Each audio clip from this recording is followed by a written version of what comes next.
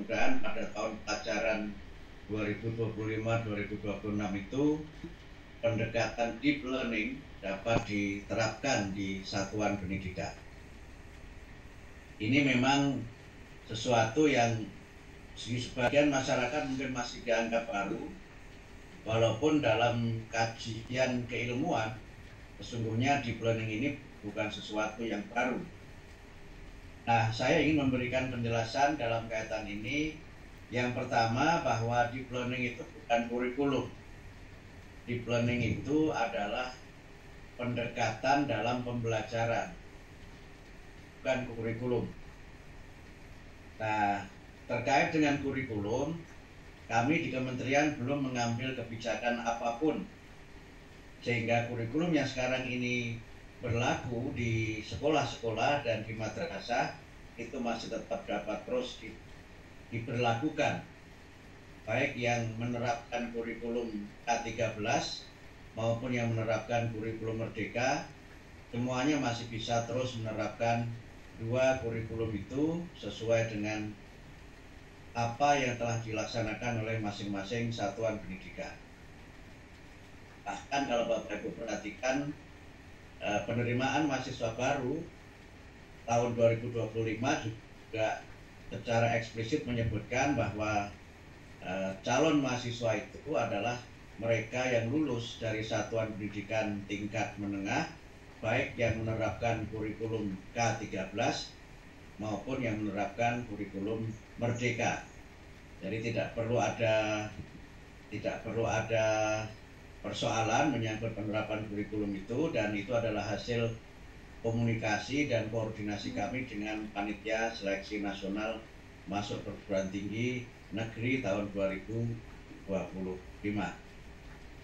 Nah, yang kedua terkait dengan pendekatan deep learning itu, sesungguhnya kalau saya baca berbagai referensi sudah mulai diperkenalkan di beberapa negara pada tahun 76. Saya waktu itu baru 10 tahun berarti. Nah, mungkin sebagian peserta webinar ini ada yang mungkin belum lahir ya, guru-guru muda mungkin belum lahir pada tahun itu. Sehingga bukan sesuatu yang baru dalam dunia pendidikan. Dan secara keilmuan saya memang mulai menekuni deep learning itu ketika kuliah S2 di Australia tahun 95. Sudah 30 tahun yang lalu. Kuliah pertama saya itu tentang psikologi kognitif, dan yang saya pelajari salah satunya adalah deep learning itu. Sehingga sekali lagi bukan sesuatu yang baru sama sekali. Bahkan kalau nanti saya jelaskan lebih lanjut terkait dengan hasanah atau tradisi, dan mungkin kita bisa menyebut turoth yang berkembang dalam dunia pendidikan Islam, banyak yang sesungguhnya di dalam tradisi pendidikan Islam itu sudah menerapkan deep learning, hanya mungkin namanya saja yang berbeda. Kalau saya ingat, guru saya dulu itu kan menekankan pembelajaran yang mendalam.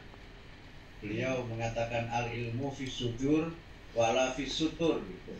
Ilmu itu ya apa yang tertanam di dalam dada, yang kita pelajari, kita kuasai dengan baik, kita internalisasikan dan kita amalkan, bukan apa yang tertulis di buku-buku. Nah, karena itu maka sebenarnya deep learning itu ada irisannya dengan filosofi pembelajaran dalam dunia pendidikan pesantren dan madrasah yang saya kira itu menjadi bagian dari makfutat yang dulu kita hafalkan juga kan ketika masih belajar di madrasah. Nah, itu maka sekali lagi sebagai pendekatan dia bukan sesuatu yang baru.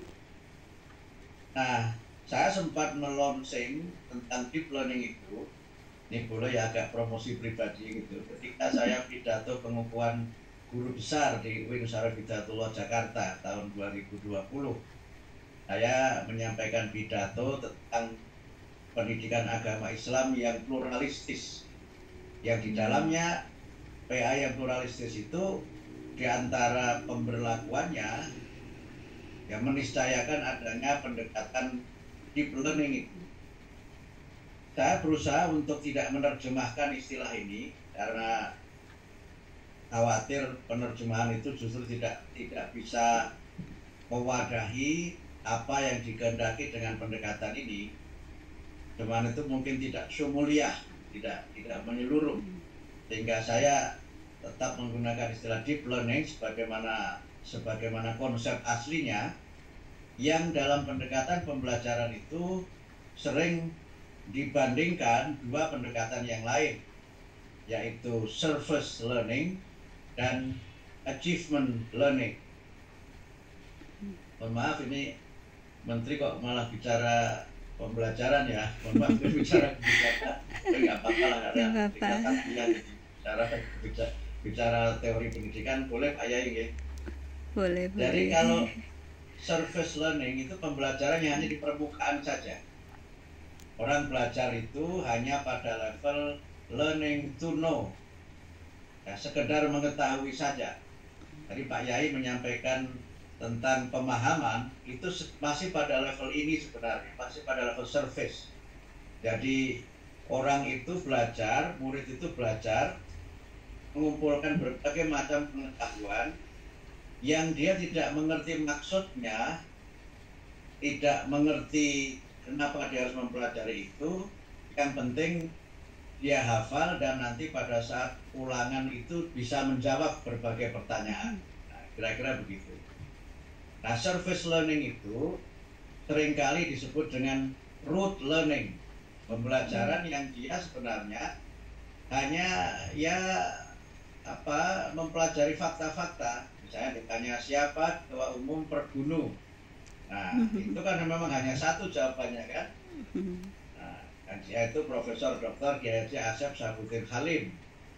Ya sudah, sekedar tahu saja. Nanti kemudian ada pertanyaan siapa Menteri Pendidikan Dasar dan Menengah, yang jawab saja Abdul Mukti, sudah, setelah itu sudah. Tapi pembelajaran seperti itu tidak memberikan dampak yang kuat. Tadi Pak Kiai menyebutkan kaitannya dengan perubahan perilaku dan juga makna dari apa yang dipelajari oleh murid-murid. Tidak menyimpulkan. Ya, izin saya sekarang mulai mempopulerkan penggunaan istilah murid dibanding siswa gitu. Dua-duanya boleh kita pakai, atau misalnya peserta didik, tiga-tiganya boleh kita pakai ya. Tapi saya merasa lebih nyaman menggunakan istilah murid karena tidak perlu nanti menyebut, misalnya kalau siswa kan ada siswi gitu. Yang siswi kadang-kadang protes kok kami nggak disebut gitu kan. Nah, misalnya begitu. Karena itu supaya lebih mudah dan penyebutannya ini juga memiliki akar yang kuat dalam tradisi pembelajaran, khususnya di dalam tradisi pendidikan Islam. Saya itu nyaman menggunakan istilah murid. Nah, murid itu belajar pengetahuan saja, yang akhirnya kemudian ketika ulangan ya mungkin belajarnya itu ya mengerjakan soal saja, sehingga guru itu sibuk memberi banyak soal dengan buku-buku LKS kan, lembar kerja siswa, yang akhirnya murid sibuk menjawab soal, kemudian diberi nilai, tapi kemudian apa dan mengapa dia mempelajari itu tidak cukup untuk kita membangun generasi yang alim gitu. Dia sekedar tahu tapi tidak pada level alim. Nah, sehingga fakta-fakta itu dalam teori belajar disebut dengan declarative knowledge. Declarative knowledge about fact, pengetahuan tentang fakta-fakta. Nah, ini penting, bukan tidak penting, tetapi tidak cukup. Nah, yang kedua itu pendekatan disebut dengan achievement learning. Pembelajaran yang orang itu orientasinya itu pencapaian. Jadi yang penting saya dapat nilai berapa, skor saya berapa, saya ranking berapa, dan sebagainya. Yang kadang-kadang dia itu semangat belajar untuk sesuatu yang nanti keluar dalam ujian, yang tidak keluar tidak dipelajari, kira-kira begitu. Jadi orientasinya memang memahami secara mendalam, memahami secara luas gitu, tetapi apa yang nanti keluar dalam ujian saja, yang tidak keluar dalam ujian nggak usah dipelajari.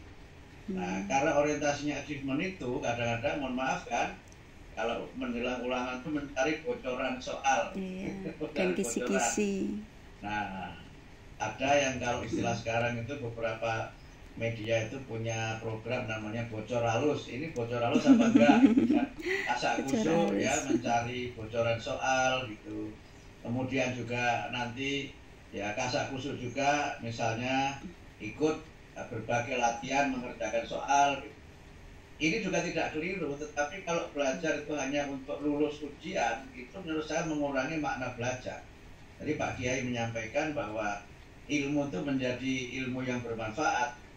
Kalau dia tidak sekedar membuat kita ini mampu mengerjakan soal, tapi mampu memaknai dan memanfaatkan apa yang kita pelajari. Nah, karena orientasi achievement itu kemudian ukuran keberhasilan belajar itu ya nilainya berapa. Kemudian nanti kalau sudah selesai ujian ya sudah, kan selesai. Nah, karena itu maka pembelajaran itu menjadi sangat banyak ulangan. Dalam teori disebut dengan examination written. Mohon maaf ini istilahnya filogotil Indonesia wala filogotil Arabia. Mohon maaf karena istilahnya saya ambil dari teori pendidikan. Ibarat ujian melulu gitu. Ujian melulu. Nah, ini juga perlu, tetapi tidak segala-galanya. Karena itu maka diperlukan pendekatan yang memang orang belajar itu untuk mendapatkan ilmu. Bahkan sebagian teori menyebut dia sendiri yang menciptakan ilmu. Sering disebut dengan construction of knowledge. Nah, bagaimana dia bisa menciptakan ilmu? Itu karena yang dia pelajari itu tidak sesuatu yang hanya fakta-fakta, tidak sesuatu yang hanya berorientasi untuk dia lulus ujian, tapi sesuatu yang membuat dia itu mendapatkan manfaat dari yang dia pelajari. Dan ini yang dalam tradisi di pesantren, tradisi di pendidikan Islam itu seringkali dikaitkan dengan ilmu yang bermanfaat. Ilmu yang bermanfaat. Nah, deep learning itu meniscayakan sebuah proses di mana kita ini belajar itu untuk memang memperoleh ilmu. Memperoleh ilmu. Itu orientasi pertamanya begitu. Sehingga karena itu maka dalam belajar itu informasi-informasi yang berupa fakta-fakta tadi itu bisa saja tetap diberikan, tetapi harus diberi makna bagaimana informasi itu bisa berguna. Jadi bukan dia fakta-fakta yang mati, tapi fakta-fakta yang hidup. Nanti saya akan jelaskan beberapa contoh sederhana. Karena itu maka knowledge yang tadi bersifat deklaratif itu bisa jadi menjadi ilmu yang prosedural. Kalau deklaratif itu knowledge about what, nah prosedural itu knowledge about how, bagaimana. Misalnya begini, seorang mau ke sekolahnya Pak Kiai Profesor Asep Saifuddin, temu alamatnya Mojokerto. Mojokerto itu fakta. Mojokerto itu fakta. Saya berangkat dari Jakarta. Jakarta itu fakta. Itu fakta. Nah sekarang kemudian supaya bisa menjadi prosedur bagaimana? Kita hafal lokasi-lokasi dan tempat-tempat yang memungkinkan kita menuju Mojokerto. Nah, ketemulah misalnya knowledge bagaimana saya menuju ke rumah dan ke pondok Pak Profesor Kiai Asep Saifuddin. Maka naik pesawat. Naik pesawat. Setelah naik pesawat kemudian pesawat itu kan knowledge, pesawat itu kan pengetahuan. Pesawat tidak boleh keliru dengan kereta api, tidak boleh keliru dengan mobil, tidak boleh keliru dengan sepeda, karena itu fakta. Ya fakta dan dia konsep. Nah kita kemudian tahu bagaimana kita ke bandara, kan karena itu juga fakta. Nah kemudian terus digunakan. Nah di situ sebenarnya sudah mulai kan fakta-fakta itu penting. Tapi fakta kemudian menjadi lebih penting ketika dikaitkan dalam hubungannya dengan makna saya mengetahui fakta-fakta itu. Nah ini sederhananya begitu. Di situ sudah ada level di atasnya deklaratif namanya procedural knowledge. Knowledge about how. Bagaimana saya mengerjakan sesuatu, bagaimana saya bisa memecahkan masalah dan sebagainya. Nah, kemudian dalam deep learning itu lebih dari itu adalah knowledge about why. Mengapa saya harus mempelajari nama-nama tempat? Kalau saya mempelajari nama-nama tempat dan tidak ngerti gunanya apa, maka orang menjadi tidak termotivasi untuk belajar. Nah, ini dulu mirip ketika saya belajar di madrasah dulu kan, mohon maaf, guru-guru saya itu ketika ngajari nadoman dan sebagainya itu kan hanya suruh ngapalkan, tapi kadang kita nggak jelaskan gunanya apa kalau sudah tahu itu. Ngapalin aja. Misalnya saya dulu belajar misalnya fa'ala singgote fi'il madi maknane wos gawe sapa dheweke lanang siji, itu kan ngapalin aja, tapi makna fi'il madi itu apa, contoh kalimatnya bagaimana, dan kemudian bagaimana saya bisa menggunakan itu dalam hal yang lebih luas, itu seringkali nggak dijelaskan.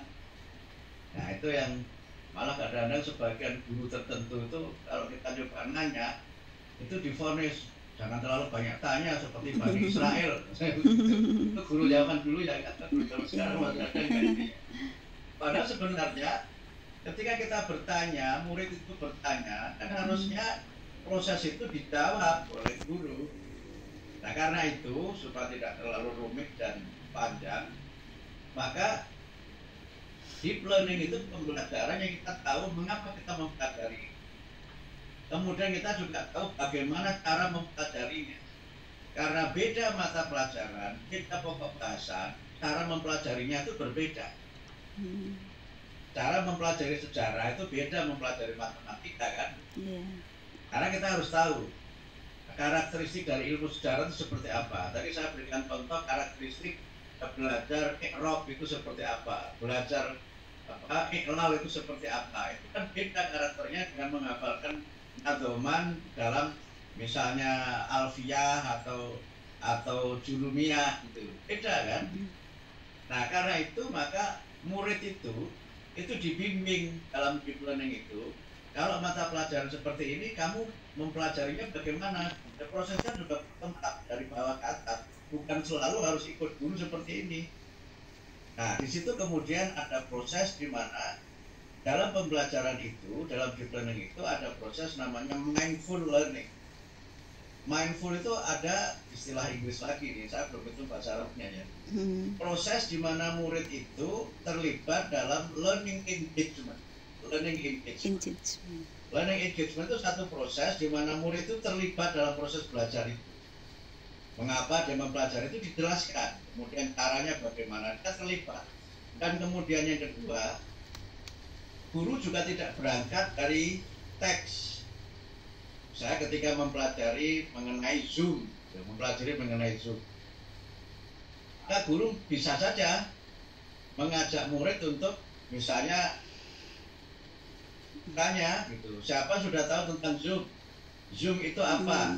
Nah, Zoom itu mulai ditemukan kapan, oleh siapa, bagaimana sistem kerja dari Zoom itu dan sebagainya. Itu dieksplorasi dari bawah. Ya sudah dari bawah, sehingga sejak awal murid itu engage, murid itu terlibat dalam proses pembelajaran.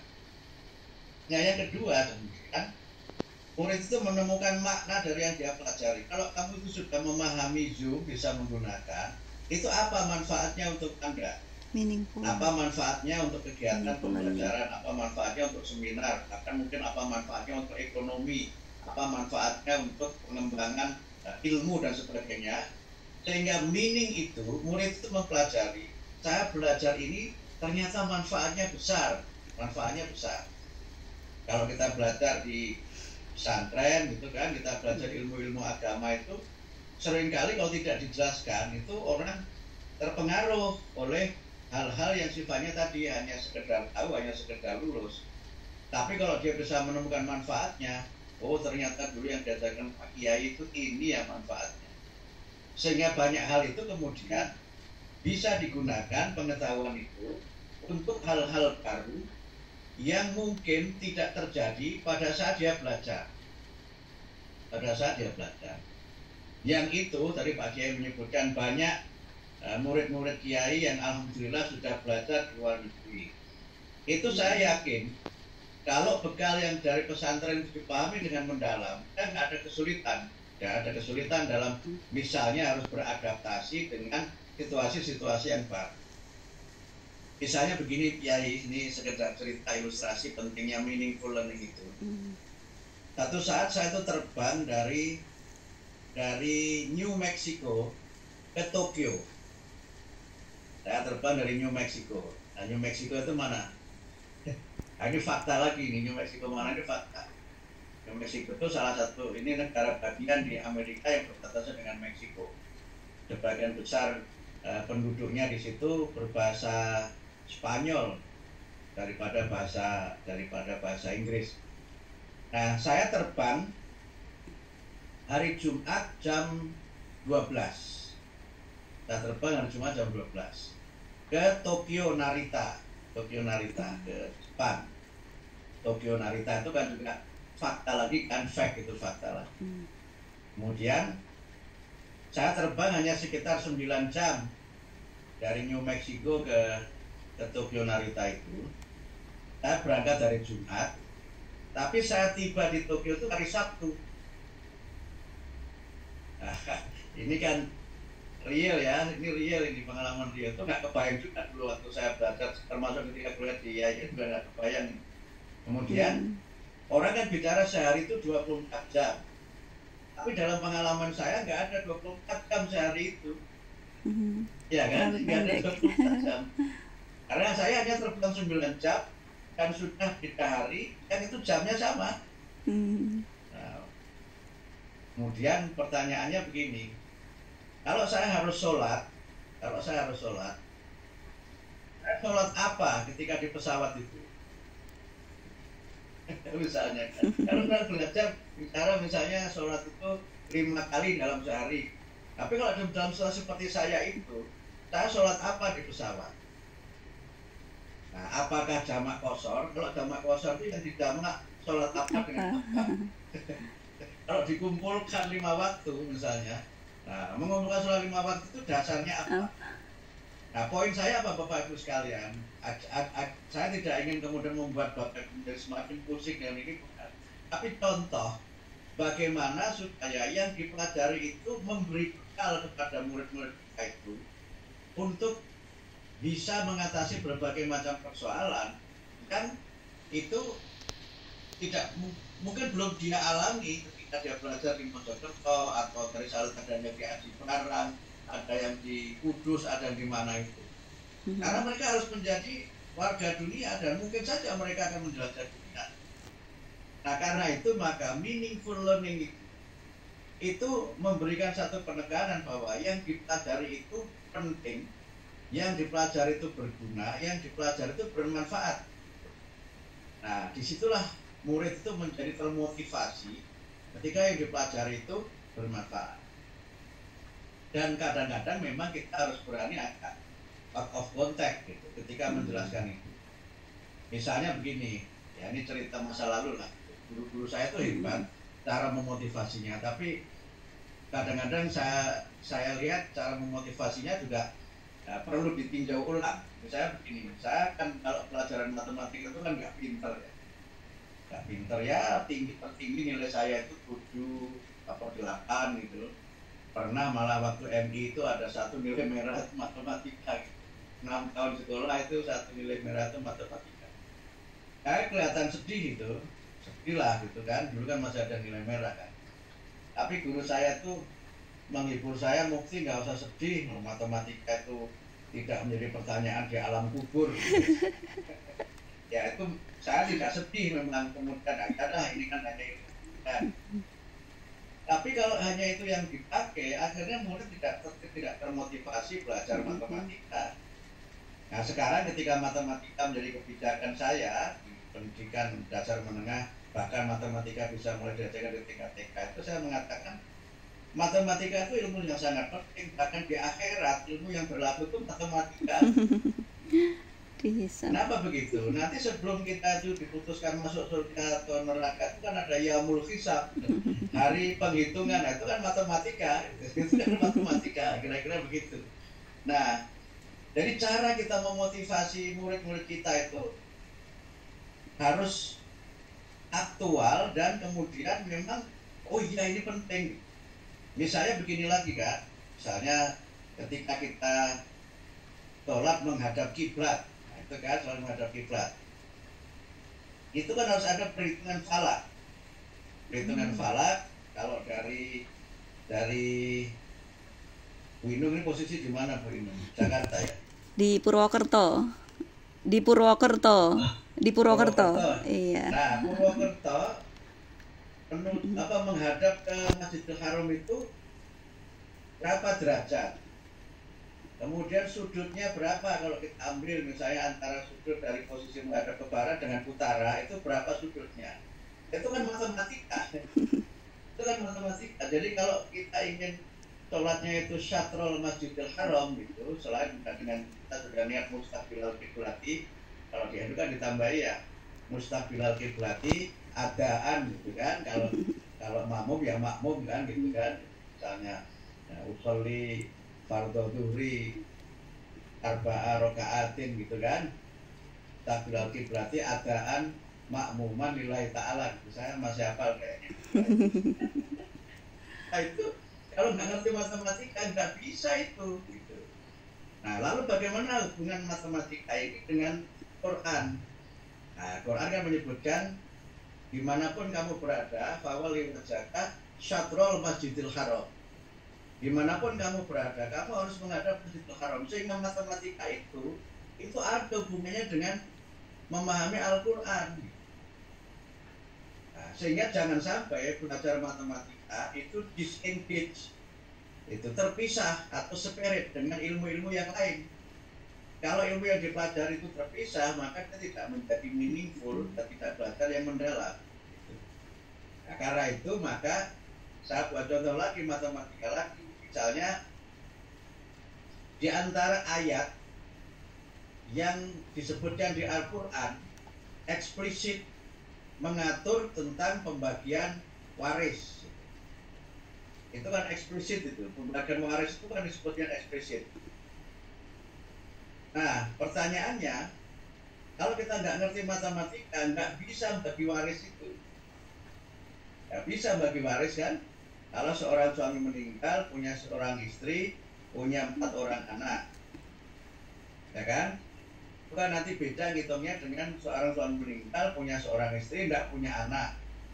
Kemudian kalau anaknya itu laki-laki, ada anak perempuan, ngitungnya bagaimana? Oke, perempuannya dapat asobah, asobahnya mengikuti anak laki-laki. Tapi separuh dari berapa? Itu kalau nggak ngerti matematika, bagi warisnya keliru. Bagi warisnya keliru. Poin saya apa? Banyak hal yang kita pelajari itu berkait dengan ilmu yang lain. Saya agak banyak memberi contoh ini soal-soal agama karena ini kan komunitas NU ya yang sangat kuat dengan agama. Misalnya air gitu. Kalau kita bicara fikih itu kan toharoh, awal-awalnya kan selalu kita bicara mengenai jenis-jenis air ya. Kalau kata Joshua air ada banyak, itu kan kata Joshua. Kalau fikih itu kan air kan hanya ada 3 ya, sebenarnya kan ada 3. Ya air yang mutlak, yang suci mensucikan, kemudian air mustakmal, yang suci tapi tidak mensucikan, dan air yang najis atau mutanajis. Itu kan airnya jenis itu. Kemudian diberi contoh kan, misalnya apa? Air suci mensucikan itu apa? Dulu dikasih contoh, misalnya mohon maaf ya, itu ya air laut gitu kan, suci mensucikan. Mungkin sungai yang airnya banyak. Tapi pertanyaannya, apakah air laut sekarang itu masih suci mensucikan? Pertanyaannya kan begitu. Nah nanti mungkin orang ahli kimia ini menjelaskan tentang itu. Termasuk dulu kita pelajari air dan itu kan juga termasuk suci mensucikan ya. Nah pertanyaan berikutnya, apakah air hujan sekarang itu masih suci mensucikan? Karena kandungan polusi di awan itu tinggi sekali, dan kemudian polusi berbagai macam kotoran yang ada di awan itu kemudian jatuh, air hujan itu turun.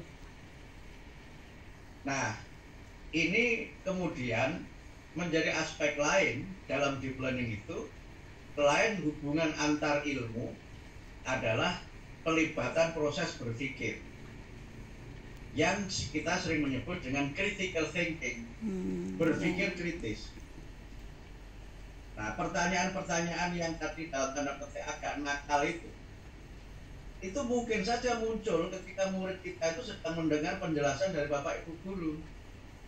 Karena dalam proses belajar, anak itu otaknya berpikir terlibat. dia mencoba memahami yang disampaikan Pak Guru seperti apa, Bu Guru seperti apa, hubungan dan pengalaman hidup saya seperti apa, hubungan dan kebutuhan sekarang seperti apa, masa depan seperti apa. Ini yang kemudian disebut dengan proses deep learning itu. Nah, gitu. Nah, sehingga karena itu maka dalam proses deep learning itu suasananya berjalin dengan sangat akrab, sehingga pembelajarannya gembira, joyful. Nah, jadi mindful, meaningful, dan joyful, menyenangkan.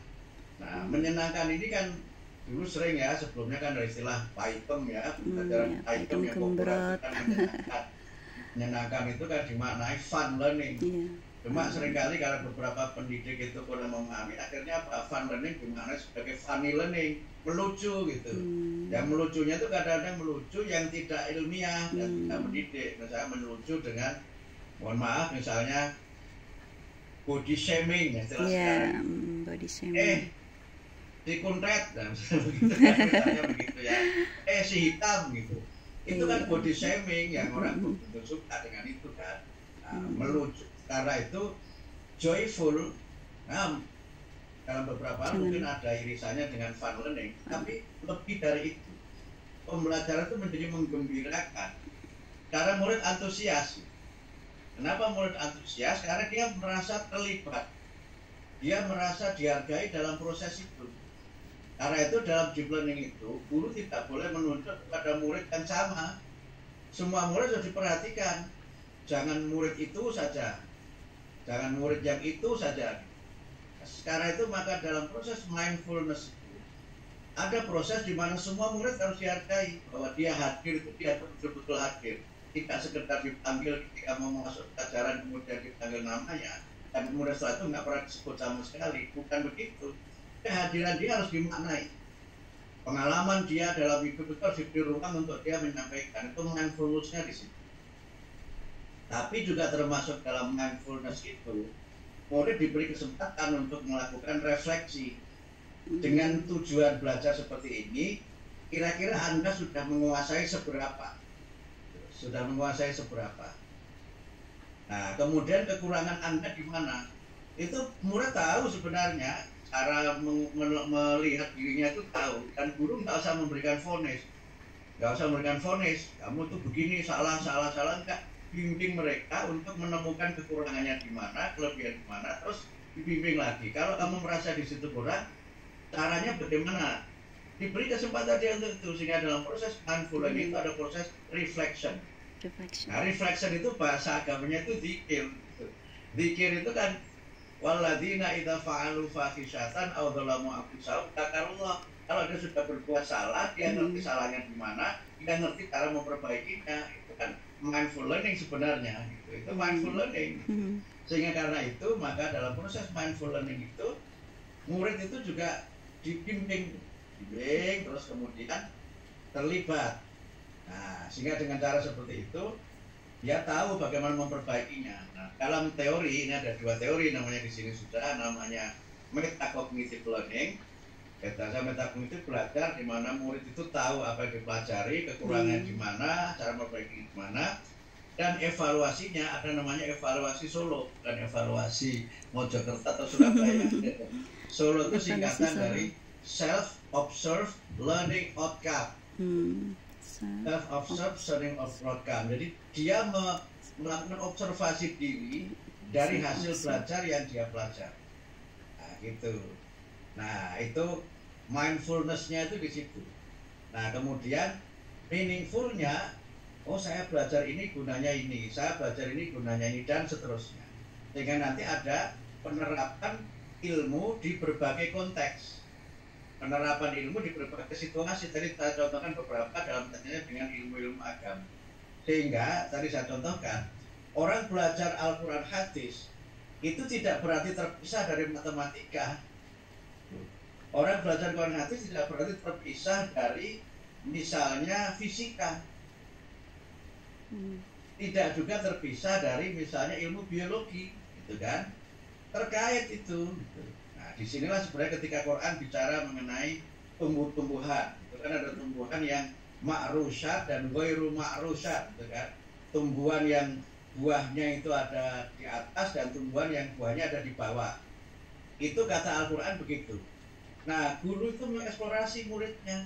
Coba berikan contoh buah-buah yang tanaman-tanaman yang buahnya di atas. Itu kan murid diajak terlibat, kemudian menjelaskan.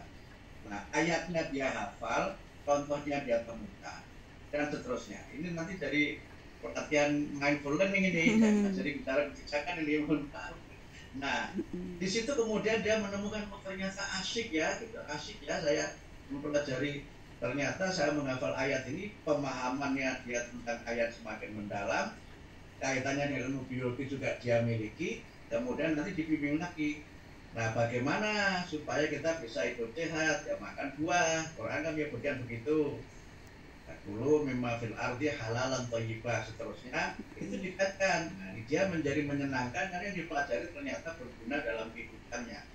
Yang dipelajari itu dia menyampaikan, itu menjadi modal dia untuk bisa bekerja, dia bisa bertahan hidup, modal dia untuk mendapatkan penghidupan dan kehidupan. Sehingga mengajarinya di situ life skill, dan yang ditekankan itu selain hard skill, keterampilan motorik atau keterampilan teknis, itu juga perlu diajarkan soft skill, keterampilan yang lembut, namanya keterampilan yang liquid, dan dia tidak sekedar transfer, transform. Kalau transfer itu kan dari A masuk keluar A, itu transfer. Kalau transform, masuk A, keluarnya bisa A aksen, bisa bentuk-bentuk lain dari A itu. Nah, tadi saya contohkan misalnya mempelajari fi'il madhi, gurunya mencontohkan hanya dengan lafaz fa'ala. Nah, kemudian bisa jadi kan kalimatnya dalam bentuk fi'il yang lain, sama-sama fi'il madhi tapi tidak fa'ala. Misalnya apa? Doroba. Kemudian contoh lagi misalnya apa? Ja'ala dan lain-lain gitu misalnya. Itu transformasi. Sehingga karena itu dia bisa melakukan proses apa yang kita sebut dengan kreativitas mengembangkan yang dipelajari. Dulu kan kalau bicara fi'il, fa'il, maf'ul kan selalu Doroba zaitun kalban, gitu kan? Bisa nggak zaitnya diganti robet? Bisa nggak zaitnya diganti dengan mukti? Kan bisa saja kan? Nah, nanti transformasinya ada di situ.